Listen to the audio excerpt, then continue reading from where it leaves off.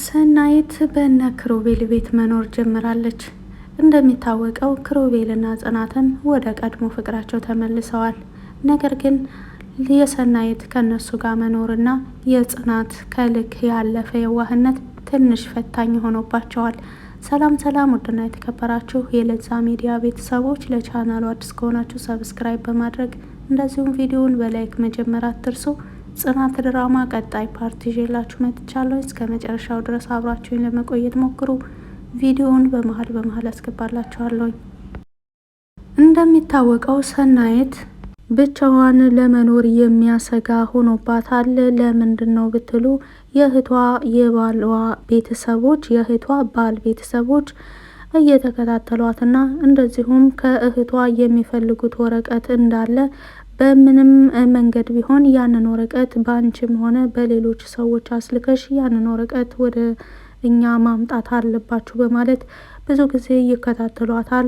ቤቱን ዘግታ ብትወጣም በማንኛው ቁልፍ እንደሚከፍቱት አይታወቅም። ቤት ውስጥ እቃ አስቀምጠውላት ነው የሚሄዱት። ብዙ ጊዜ ሰናይት ብዙ ጊዜዋን በቤት ውስጥ ብቻዋን ስለምታሳልፍ በተለይ ከቤት ወጣ ብላ ውጭ ንጹህ አየር ተቀብላ ከጓደኞቿ ጋር አንዳንድ ነገሮችን ደስ በሚል ስሜት ቆይታ መልሳ ወደ ቤቷ ስትመጣ እንደነዚህ የሚያስፈሩ መልእክቶችን ተቀምጠው ስታያቸው በጣም የፍርሃት ስሜት ይሰማት ጀመር።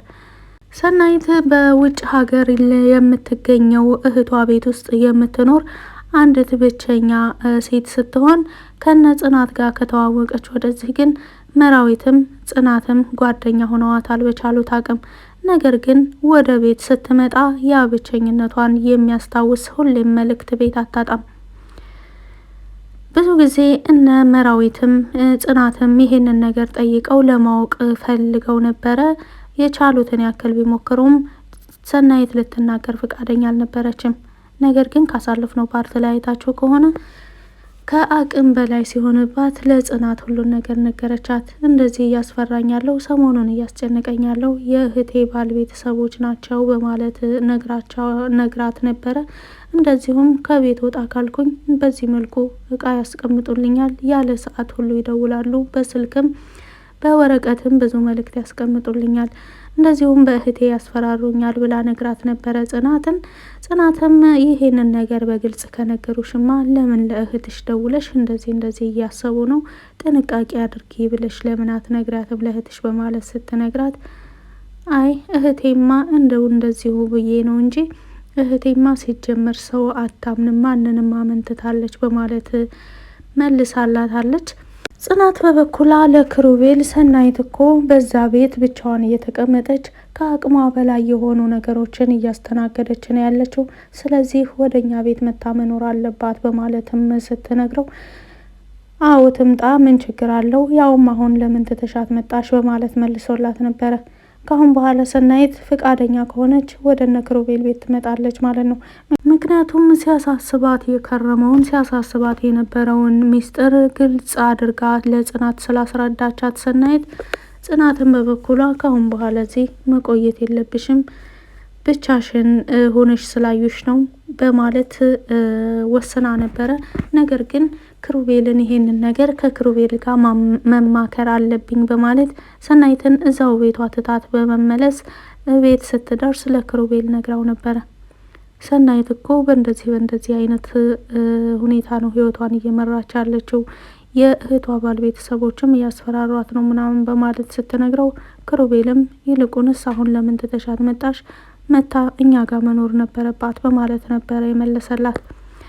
በሌላ መልኩ ጽናት በጣም ንጹህና ጎበዝ ታታሪ ሴት እንደመሆኗም አንጻር የጽናትን ፍቅር መልሶ ማግኘት በጣም ከባድ ነበረ ብሎ የተናገረው ለናሆም ክሩቤል። ናሆምም በወቅቱ ሲመልስለት ጽናት ማለት በጣም ውድ ነገር ናት፣ በዚህን ዘመን የማይገኙ ድንቅ ሴቶች ውስጥ ናት ጽናት እና እንደዚሁም ደግሞ ላፈቀረችው ብዙ ዋጋ የምትከፍልና በጣም ታታሪ ሴት ናት፣ ታማኝ ሴት ናት፣ ታመንላት በማለትም ነግሮት ነበረ። ክሩቤልም ባለፈው ያጣኋት መስሎኝ በጣም ተደናግጬ ነበር፣ በጣም ተስፋ ቆርጬ ነበር፣ አሁንማ ለምን አልታመንላት፣ በጣም እታመንላት አለው፣ ትቀልዳለህ እንዴ በማለት መልሶለታል። እንደዚሁም አብረን አድርን ሲለው አንዳንድ ያላቸው ነገሮች በጣም ያስቁ ነበረ። በተለይ ናሆም የመለሰለት መልስ ተደረገ ምናምን ባለ ጊዜ በጣም ነበር የሚያስቀው። እና የጽናት ድራማ አብዛኛውን የአረብ ሀገር ሴቶችን እንደዚሁም ደግሞ ለቤተሰቦቻቸው ብለው ዋጋ የሚከፍሉ አንዳንድ ጠንካራ ታታሪ ሴቶችን ታሪክ ይዳስሳልና ብዙ ነገር ያስተምረናል ብዬ ተስፋ አደርጋለሁ። ምክንያቱም ጽናት ከገጠር ጀምራ ወደ አረብ ሀገር ጉዞው ታሪክ ጀምሮ እንደዚሁም የትምህርት ማቋረጥ፣ የቤተሰብ ኃላፊነት ጫና፣ አባቷን ለማሳከም ነው ትምህርቷን ያቋረጠችው።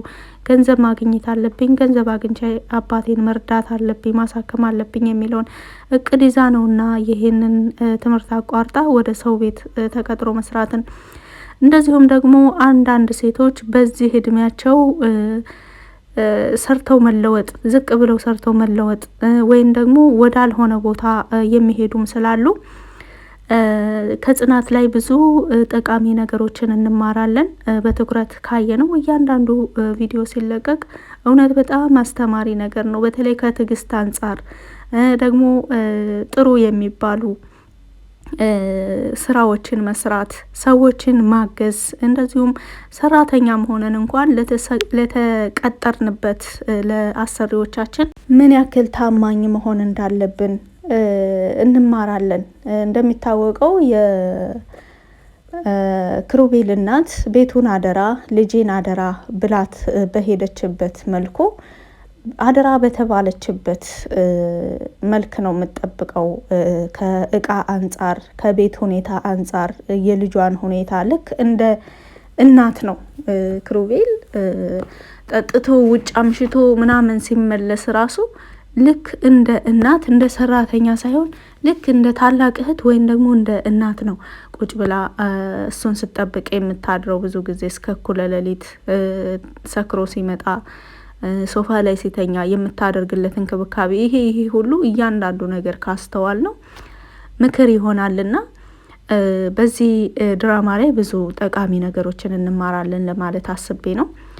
እንግዲህ ሰናይትም ወደ ነመራዊ ቤት መታ ለመኖር ትሞክራለች። ምክንያቱም እርግጥ ይሄንን ነገር የተመካከሩበት ካሁን በፊት ክሩቤልና ጽናት ብቻ ናቸው። ሰናይትስ ይሄንን ነገር ይህን ሀሳብ ትቀበላለች አትቀበልም የሚለውን ገና ምንም የታወቀ ነገር የለውም። ምክንያቱም ለምን ወደ ሌላ ቦታ ለመኖር አልፈለግሽም በማለት ስጠይቃት ነበረ በወቅቱ ጽናት ሰናይትን። ነገር ግን ሰናይት ቤቱን ለማከራየት ሞክሬ ነበር፣ ነገር ግን አልተሳካም በማለትም ተናግራለች። እንደዚሁም ደግሞ የእህቴ የለፋችበት ንብረቷ ቤቷ ስለሆነ እኔ እዚህ እስካለው ድረስ ግዴታ መጠበቅ አለብኝ የሚለውም ነገር በውስጧ የሚስተዋል ይመስላል ከንግግሯና ከተግባሯ አንጻር። ይሄን ሁሉ ተቋቁማ የቤቱንም ኃላፊነት ሆነ የእህቷን ቤተሰቦችን ዛቻ ተቋቁማ የእህቷን ቤት እየጠበቀች ያለችው ሰናይት ወደፊት የእህቷን ቤት ለእዛው ለመኖር ትወስናለች ወይስ ደግሞ እነ ክሩቤል ቤት ትመጣለች የሚለውም በሷ ንግግር የሚወሰን ይሆናል። ናሆምና መራዊ በጣም ደስተኛ ሆነው ነው እየኖሩ ያሉት። ደስተኛ የሆኑ እንጂ መራዊ ባላት የልብ ኬዝ ምክንያት በጣም ጭንቀት ውስጥ ገብታለች። ምናልባት አማቶቼ ይሄንን ሲሰሙ የልብ ታማሚ መሆኔን ሲሰሙ ለኔ የሚሰጡኝ ምላሽ ተቃራኒ ይሆናል። ለዛም ነው ባለፈው የናሆም እናት ቤታችን ስትመጣ እውነቱን ያልነገራት የምትሰጠውን ምላሽ ስለሚያውቀው ነው። ለዛም ነው እውነቱን የደበቃት። ናሆም ለእናቱ እውነቱን ነግሯት ቢሆን ምንም አልጨነቅም ነበር። አሁን ግን በጣም እያሰብኩ ነው በማለት ብዙ ጊዜ ከራሷ ጋር ትወያያለች። ምክንያቱም የናሆም እናት ልጅ ውለዱ ብላቸዋለች። እንደዚሁም የልጅ ልጆቿን ለማየት በጣም የጓጓች ትመስላለች። ከመራዊ ሁኔታ ግን የአማቴን ፍላጎት እንደዚሁም የባሌን ፍላጎት ማሟላት ባልችልስ በማለት ሀሳብ ውስጥ ተጠምዳለች።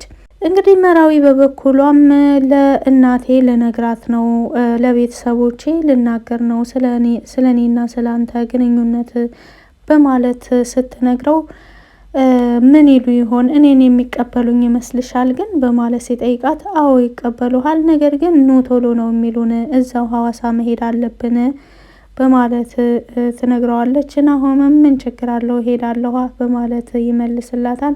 እንደዚሁ ነው እንደምትሄደው መጀመሪያ ሽማግሌ ልከ ነው የምትሄደው በማለትም ስትነግረው የሆነ ሜካፕ ነገር ይሰራና ጸጉሬን ሽበት አደርግና እኔው ራሴ ሽማግሌ ሆኜ እሄዳለሁ ምናምን ብሎ ሲነግራት ምንም ሜካፕ አያስፈልግህም፣ አንዳንድ እኮ ነጭ ጸጉር እየወጡልህ ነው በማለትም የቀልድና ደስ የሚል መልስ መልሳለታለች።